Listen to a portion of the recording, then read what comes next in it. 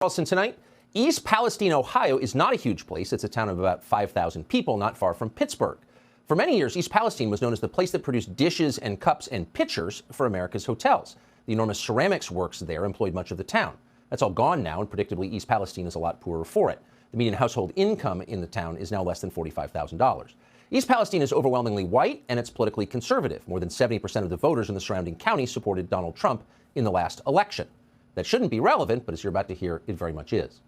11 days ago, a 150-car train derailed in East Palestine, and when it did, it spewed poisonous chemicals onto the ground and into the surface waters. After the crash, the Ohio State EPA found evidence of butyl acrylate in the Ohio River, as well as in the creeks and streams that feed it. Now, this was a concern for more than simply East Palestine, given that the Ohio River supplies drinking water to about a tenth of the entire U.S. population. So this train derailment was an environmental disaster. Not an environmental disaster like climate change is, but an actual environmental disaster, a disaster that's hurting actual people. And then it got worse. Several days after the derailment, officials decided it was a good idea to set fire to the spilled chemicals. And the result of that decision was a giant toxic mushroom cloud over the entire region. You're seeing a picture of it on your screen right now. So given the evident crisis in East Palestine, how did the federal government, did the Biden administration respond? Well, under Pete Buttigieg, the Department of Transportation, which responds to train derailments, took decisive action. Pete Buttigieg announced something called Transit Equity Day. That's yet another day that we celebrate race-based federal funding that, despite the train derailment, does not apply to East Palestine because the people who live there are the wrong color. So instead, Buttigieg's DOT announced an $80 million project to improve the roads in Philadelphia and $24 million for the roads in Detroit, both of which vote Democrat. And then Mayor Pete talked about perhaps the most pressing problem in this country, which is that we have too many white construction workers. Mayor Pete said not a single word about East Palestine, Ohio. And that's not because everything was under control there. As the DOT was busy tweeting about Black History Month and transit equity, the governor of Ohio announced that that controlled burn of chemicals from the derailment could potentially kill thousands. And that shouldn't surprise you because vinyl chloride, when burned, turns into phosgene. That was the single most deadly poison gas used during World War I. And vinyl chloride was one of the chemicals on that derailed train in East Palestine. Here's the governor of Ohio. Norfolk Southern Railroad is planning a controlled release of the vinyl chloride at approximately 3:30 p.m. The controlled release of the toxic chemicals also has the potential to be deadly if inhaled. Those in the red area are facing grave danger of death if they are still in that area. Those living in the orange area are at risk of severe injury including skin burns and serious lung damage. To state the obvious, all of you need to leave as well, and I need to leave as well, too. So. Notice the tone and the chuckle at the end. That's Governor Mike DeWine of Ohio, a great defender of Ukraine. And he's just announced that, well, thousands of people in his state could die.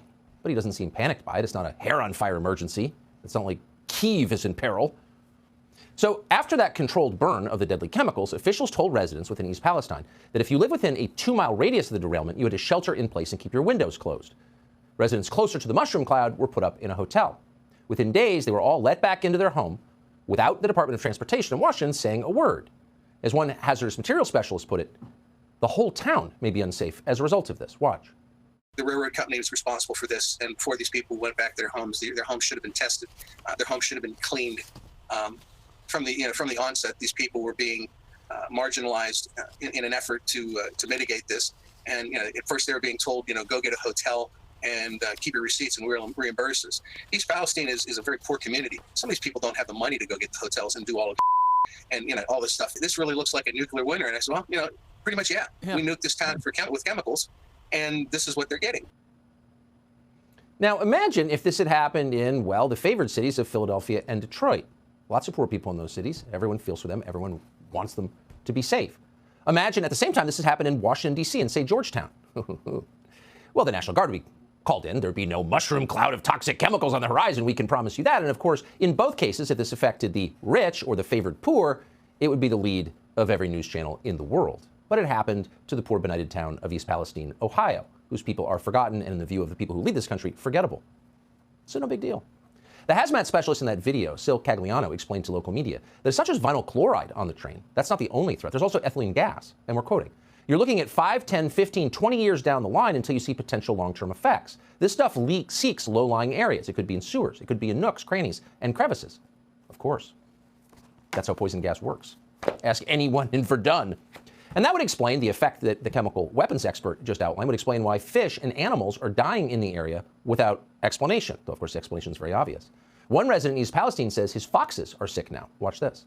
Taylor is an ODNR-registered fox keeper. A couple of his foxes broke their legs trying to run after the initial derailment. One of his foxes even died. Out of nowhere, he just started coughing really hard and just shut down, and he had liquid diarrhea and just went very fast. Taylor tells me all of his foxes have been sick and acting different since the weekend. Some have abnormally puffy faces, including the one he's holding. He says they are not eating properly. Many are dealing with stomach issues and are acting lethargic. This isn't how a fox should act. He's very weak, limp. His eyes are very watery and weepy. Some of the foxes are pacing rapidly in their pen, another sign they are not well. Yeah.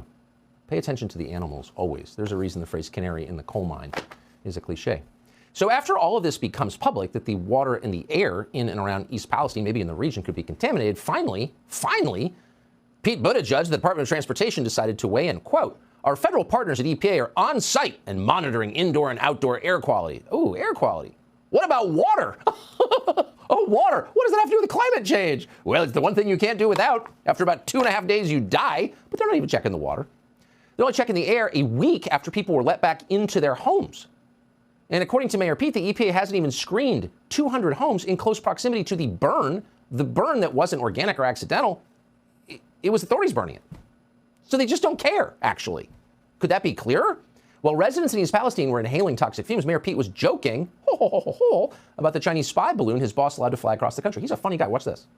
I mean, if you look at what the American transportation systems have faced in the last 2 or 3 years, partly because of the pandemic, we've faced issues from container shipping to airline cancellations. Mm-hmm.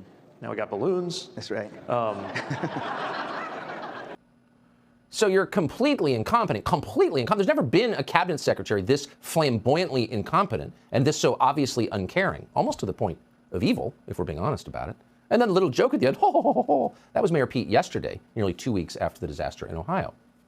Now, was this disaster predictable? Well, we're not sure. Netflix made a movie about it last year. A train derails in Ohio and spills toxic chemicals everywhere. Some of the locals in East Palestine were actually extras in that film. But no one saw it coming. It never could have happened. Right. Well, it is coming out now. And again, we're not exactly sure why this train derailed. But according to a report in Jalopnik, the train involved in the derailment, Norfolk Southern, lobbied federal regulators for about a decade so they wouldn't have to improve their emergency brakes. The Biden administration, like the previous two administrations, didn't push the issue. And apparently the emergency brakes on this particular train failed during this incident. Now, again, there's a lot of propaganda here. There's unions involved. There are a lot of people who benefit from assigning blame to this disaster. So we're not going to endorse any theory about why it happened. We're only going to note that Mayor Pete, who's in charge of finding out why it happened, doesn't seem interested at all. And like everybody else in New York, Washington, and L.A., he's just kind of pretending it didn't happen and telling us little jokes. But we are interested in why it happened and in its effects. Subscribe to the Fox News YouTube channel.